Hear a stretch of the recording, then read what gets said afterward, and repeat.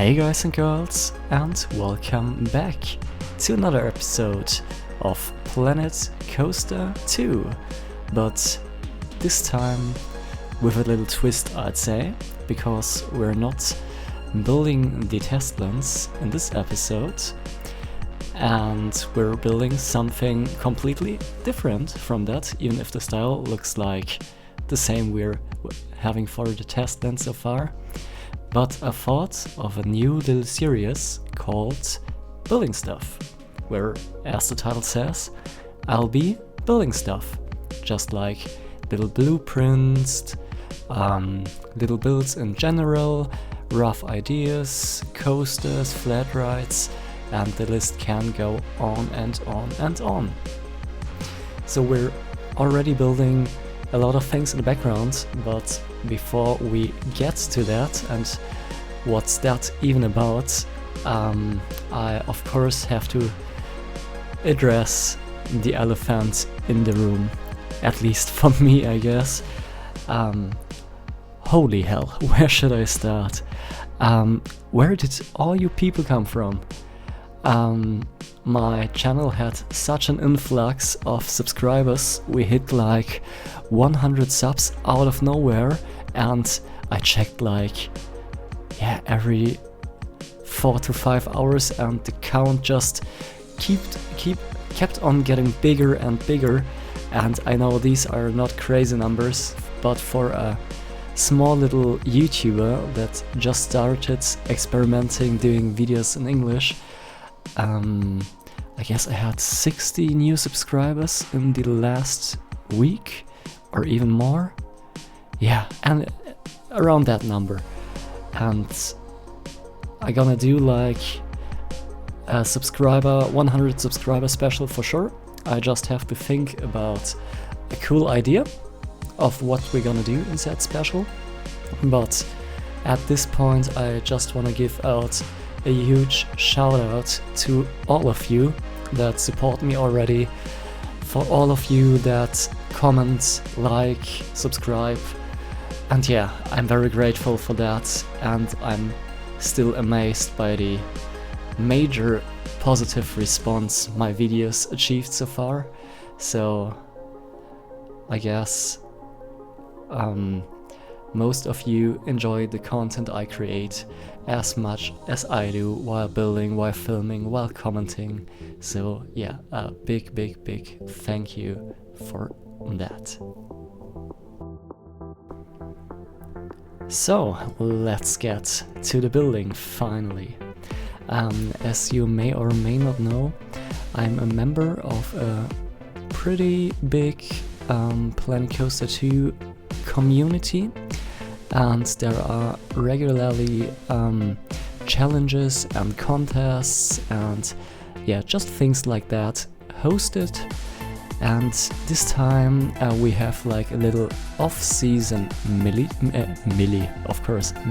challenge, where the task was to build just like a little mini golf course. Not a whole course, but only like one hole of that, and we had like a few rules, or else anyone could go like way too crazy and build a full-fledged park in the time. So yeah, we have a few set boundaries, which are we only can use up a space which is 2 by 6 tiles big. So the normal, if you grab like a roof or a flooring piece, this tile is 4 by 4 meters in real life and is called a grid piece. Or we think and work in mainly in grid size in Planet Coaster 2, so the builds couldn't extend 6 by 2 tiles. With those boundaries, I always create like a little border first, which you can see in yellow in the background. So I always make sure that I don't build over the size limit. Another rule is we can't use more than 1K pieces so 1000 single pieces maximum, and we have like 7 days of time to build that. And of course you can't put anything in there you built before, like a little blueprint, or copy it. Everything has to be made by scratch once the challenge or the contest gets announced. So you can start as soon as the contest starts and are allowed to build until the deadline ends. So yeah, we're at like day 2 of that deadline. I had a free Sunday with lovely sunny spring weather outside, and yeah, I spent most of my day inside, besides a short walk in the sun, and built this little piece you see in the back, which is the Minigolf, or I guess another term is put, as far as I know. A hole there, and as you may already have noticed, of course I'm building it in the same style I'm using in the TESTLANDS, because right now that's one of my favorite styles and feels somehow very native to my own personal building style. So how I like to tackle things, how I like to design and decorate stuff. So yeah, this one is gonna be a rusty sci-fi or rustify little build once again.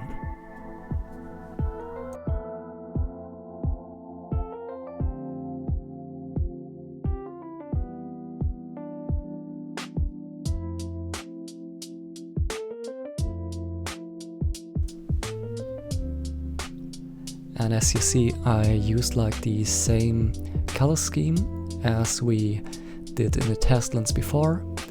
I'm using the same type of rocks and mix them up by size, color and rotation. So nothing special there.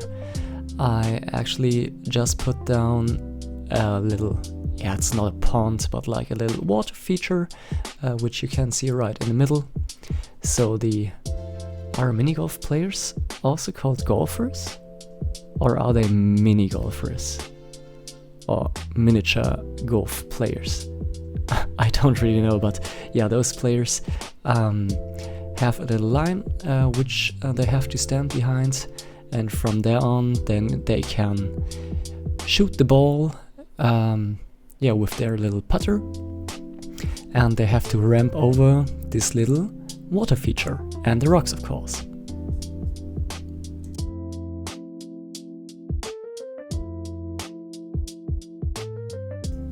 And I don't even want to imagine if the golf ball just hits one of these rocks. It's like gone forever.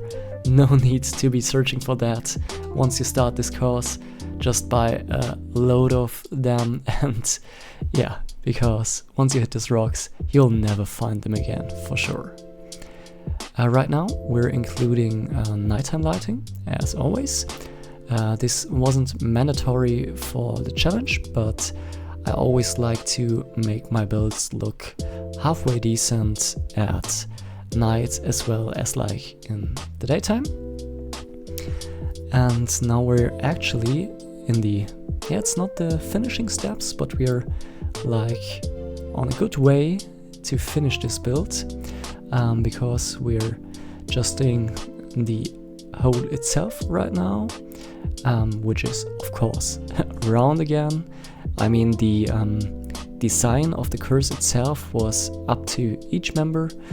I decided to use the most basic one you all may or may not know, like it's just a straight line and then like a circle with the goal in the middle, but with a little ramp, so to make it a bit more interesting than just a straight little line.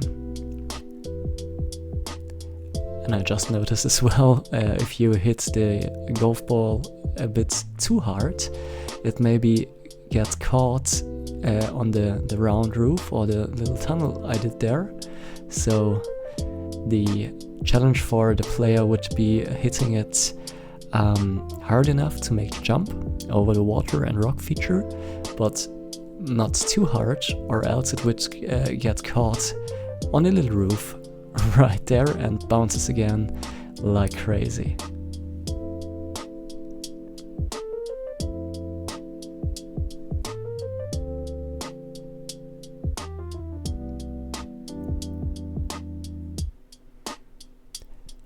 Since we're close to be getting done, you may have noticed that I'm checking my piece count from time to time to make sure I don't extend the 1k piece limit.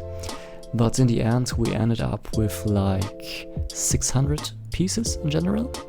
I mean, these sci-fi pieces are very detailed themselves out from the box. So it always looks like more pieces, but it isn't actually. So yeah, this build took 600 pieces alone. Most of them are once again rock work, I guess. And of course I had to use all the little corals and all the dry bushes once again. With this like setting, it always works wonders.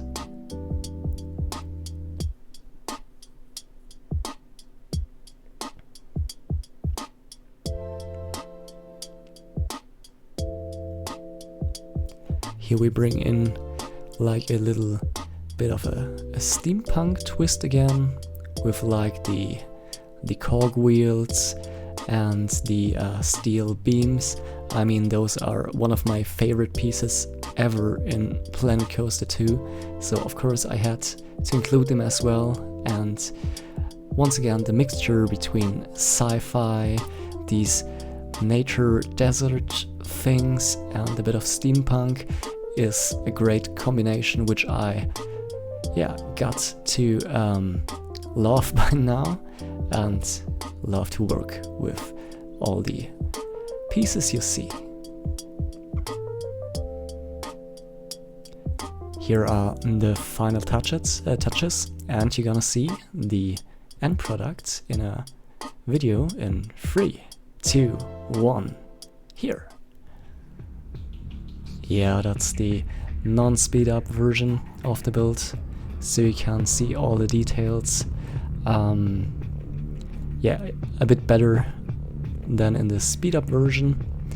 I'm quite happy with that build. I included a few effects, like all the steam, all the mists. These little flakes flying around are actually colored snow. So yeah, I'm quite happy with that build. And once again, thank you all for watching.